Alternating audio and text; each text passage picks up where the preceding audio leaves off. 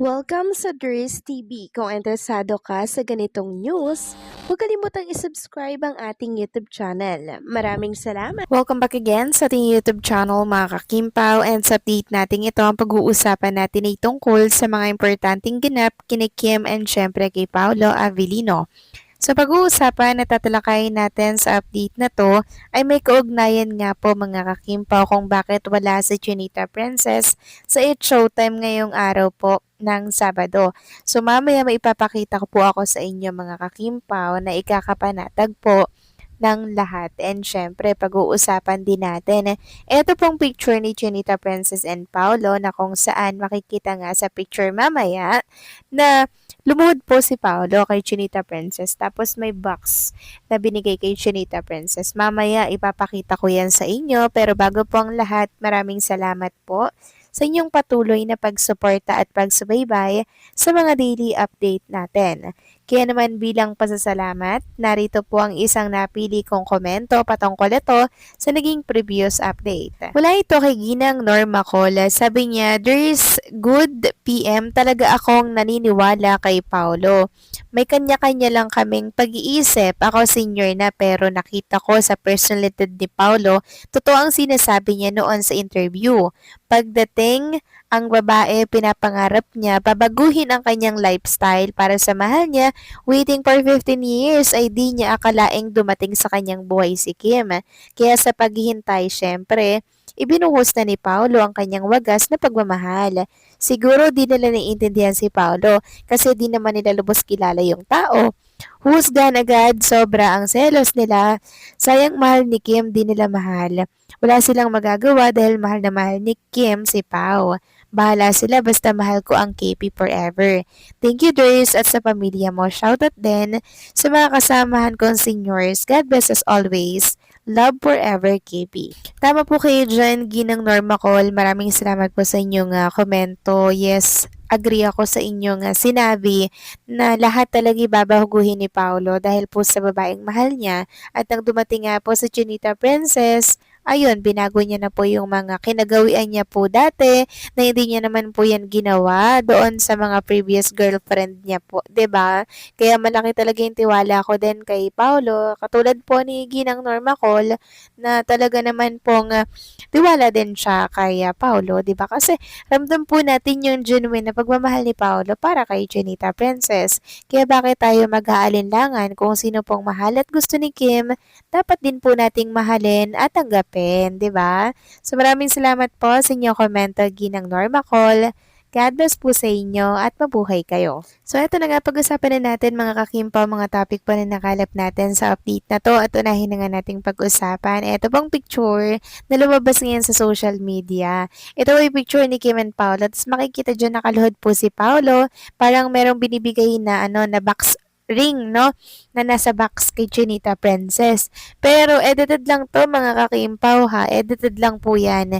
AI lang po yan. Kasi sabi dito sa caption, "Just in, Paula Avellino proposes to Kim Chu. Congrats to the newly engaged couple. Wedding bells are ringing already." So manifesting, magkatotoo nga po ito. Pero AI lang to mga kakimpaw ha. Huwag tayong magpapadala sa mga ganyang edited. Samantalang talakayin naman natin ang tungkol naman dito mga kakimpaw sa panibagong write-ups po for Chinita Princess. Sabi dito ng isang showbiz page, "Kim Chu mas malaki na daw po ang tiyan." Sabi dito kapansin-pansin sa mga recent videos ni Kim Chu ang kanyang mas umambok na tiyan. Bagay na hindi rin nakaligtas sa mata ng netizens. Mapapansin din na tila mas madalas na niyang tinatakpan or iniiwasang ipakita ang kanyang tiyan sa ilang pagkakataon. Sa kabila ng patuloy na usap-usapan, wala pa ring direktang kumpirmasyon mula kay Kim tungkol sa isyong ito. Pero dahil sa mga bagong video, mas lalo tuloy nagiging curious ang netizens. Actually mga kakimpaw, tapos na sana itong usapang ito, pero ayan, patuloy pa rin po ito pinag-uusapan sa social media. So nakita naman natin, na hindi naman po lumalaki mga kakimpaw eh. Tanging bilbil lang yun. Minamanifest natin to pero sana sa totoo lang, 'di ba? Hindi naman po totoong buntis talaga mga kakimpaw eh. Sa damit lang marahil, sa bilbil ganyan, 'di ba? So, hayaan nyo yan, lalaki yan kung totoo, pero kung hindi, hindi yan lalaki mga kakimpaw. Ganun na lang, no? Tahimik na lang tayo dito at huwag na nating patulan pang mga ganyang issue. Samantalang next topic naman, talakayin naman natin mga kakimpaw ang dahilan kung bakit wala po sa It's Showtime ngayong araw ng Sabado si Chinita Princess. Kanina kasi ang dami na naman pong naghahanap sa kanya sa live. Nasaan si Chinita Princess? Bakit wala siya sa It's Showtime? Anong nangyari? Yung iba nag-aalala pa nga po mga kakimpaw kung bakit wala si Chinita Princess. So, ang katotohanan po niya, ni-repost ni Chinita Princess 20 minutes ago na screenshot na po natin agad na meron po pala siyang day 1 photoshoot mga kakimpaw. So, posibleng ito po endorsement shoot para po sa kanyang ini-endorsong mga brand. Hawak niya pong brand, mga kakimpaw. So, ayan o, day 1 shoot for Mami Chinita Princess. Nakatag po dito si Chinita Princess. Napakalinaw po niyan, mga kakimpaw. Photoshoot po ito para sa isang brand.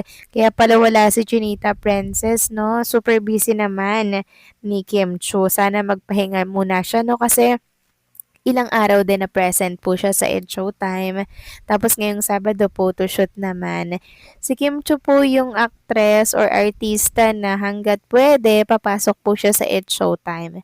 Pero pag hindi po pwede talaga, hindi talaga yun papasok. Katulad po niyan, may photoshoot po siya. Kailangan niya po yung matapos ngayong araw.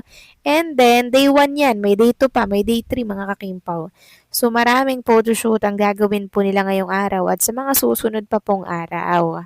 Kaya sa mga nag-aalala po kay Chinita Princess kung bakit wala siya sa Showtime, okay lamang po siya. Huwag niyo na siyang alalahanin kasi siya po ay busy lamang ngayong araw po ng Sabado. And alam naman natin na pag busy si Chinita Princess, always nakaagapay at nakamonitor si Paolo kay Kim Chu. Diba? Ganyan po magmahal si Paolo. Kaya sana po wag itong pagdudahan ng ilang mga supporters ni Chinita Princess. Diba mga kakimpaw? Kasi hindi naman natin alam ang nangyayari po sa likod ng camera or sa mismong kanilang dalawa, 'di ba? Tayo naman ay nagbabase lamang sa mga nakikita po nating picture, sa mga lumalabas po na video, pero sa likod ng camera hindi po natin talaga nakikita kung ano ba talaga yung totoong nangyayari, 'di ba? Kaya wag natin pong husgahan si Paolo base lang sa pag-share ng post sa kanyang social media na may kaugnayan po sa ibang aktres. Hindi po doon nasusukat yung pagmamahal at tiwala po sa isang tao mga kakimpaw. Isipin na lang natin na kung sino pong gusto ni Chinita Princess ay dapat din po nating mahalin para po sa kanya.